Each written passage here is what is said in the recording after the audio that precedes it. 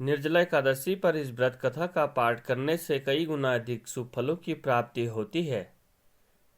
एक बार की बात है, भीमसेन व्यास जी से कहने लगे कि हे पितामह, भ्राता युधिष्ठिर, माता कुंती, द्रौपदी, अर्जुन, नकुल और सहदेव आदि सब एकादशी का व्रत करने को कहते हैं, परंतु महाराज मैं उनसे कहता हूँ कि भाई मैं भगवान की शक्ति पूजा आज तो कर सकता हूँ, दान भी दे सकता हूँ, परंतु भोजन के बिना नहीं रह सकता।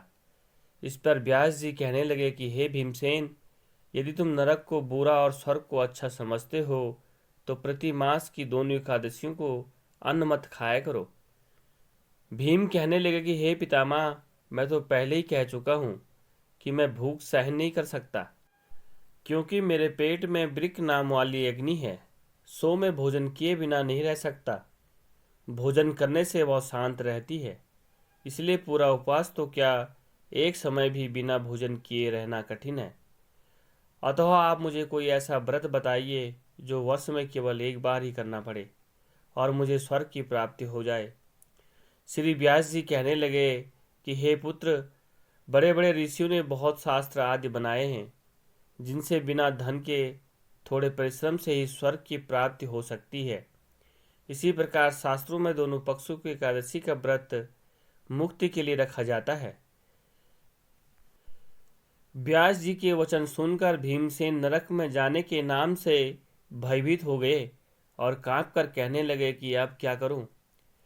मास में 2 व्रत तो मैं कर नहीं सकता, हाँ वर्ष में 1 व्रत करने का प्रयत्न अवश्य कर सकता हूँ। अतः वर्ष में 1 दिन व्रत करने से यदि मेरी मुक्ति हो जाए तो ऐसा कोई व्रत बताइए। यह सुनकर व्यास जी कहने लगे कि वृषभ और मिथुन की संक्रांति के बीच ज्येष्ठ मास के शुक्ल पक्ष की जो एकादशी आती है उसका नाम निर्जला है। तुम उस एकादशी का व्रत करो। इस एकादशी के व्रत में स्नान और आचमन के सिवा जल वर्जित है। आचमन में 6 मासे से अधिक जल नहीं होना चाहिए, अन्यथा वह मद्यपान के सदृश हो जाता है। इस दिन भोजन नहीं करना चाहिए, क्योंकि भोजन करने से व्रत नष्ट हो जाता है। यदि एकादशी को सूर्योदय से लेकर द्वादशी के सूर्योदय तक जल ग्रहण न करें तो उसे सारी एकादशियों के व्रत का फल प्राप्त होता है। द्वादशी को सूर्योदय से पहले उठकर स्नान आदि करके ब्राह्मणों का दान आदि देना चाहिए। इसके पश्चात भूखे और शतपात ब्राह्मण को भोजन कराकर फिर आपको भोजन कर लेना चाहिए। इसका फल पूरे 1 वर्ष की संपूर्ण एकादशियों के बराबर होता है। व्यास जी कहने लगे कि हे भीमसेन, यह मुझको स्वयं भगवान ने बताया है। इस एकादशी का पुण्य समस्त तीर्थों और दानों से अधिक है। केवल 1 दिन मनुष्य निर्जला रहने से पापों से मुक्त हो जाता है। जो मनुष्य निर्जला एकादशी का व्रत करते हैं उनकी मृत्यु के समय यमदूत आकर नहीं घेरते, वरना भगवान के पार्षद उसे पुष्पक विमान में बिठाकर स्वर्ग को ले जाते हैं। अतः संसार में सबसे श्रेष्ठ निर्जला एकादशी का व्रत है, इसलिए यत्न के साथ यह व्रत को करना चाहिए। उस दिन ओम नमो भगवते वासुदेव मंत्र का उच्चारण करना चाहिए और गौदान करना चाहिए।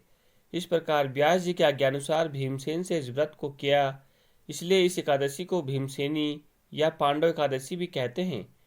निर्जला व्रत करने से पूर्व भगवान से प्रार्थना करें कि हे भगवान, आज मैं निर्जला व्रत करता हूँ, दूसरे दिन भोजन करूँगा, मैं इस व्रत को श्रद्धापूर्वक करूँगा, अतः आपकी कृपा से मेरे सब पाप नष्ट हो जाएं। इस दिन जल से भरा हुआ 1 घड़ा वस्त्र से ढककर स्वर्ण सहित दान करना चाहिए। जो मनुष्य इस व्रत को करते हैं उनको करोड़ों पल सोने के दान का फल मिलता है, और जो इस दिन यज्ञादिक करते हैं उनका फल तो वर्णन ही नहीं किया जा सकता। इस एकादशी के व्रत के मनुष्य विष्णु लोक को प्राप्त होता है। जो मनुष्य इस दिन अन्न खाते हैं वे चंडाल के समान हैं, वे अंत में नरक में जाते हैं।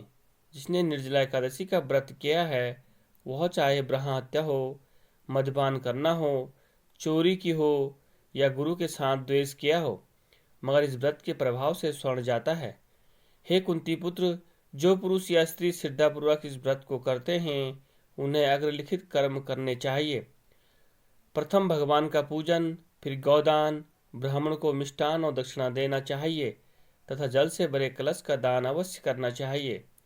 निर्जला के दिन अन्न, वस्त्र, उपाहन, जूती आदि का दान भी करना चाहिए। जो मनुष्य भक्तिपूर्वक इस कथा को पढ़ता है या सुनते हैं, उन्हें निश्चय स्वर्ग की प्राप्ति होती है।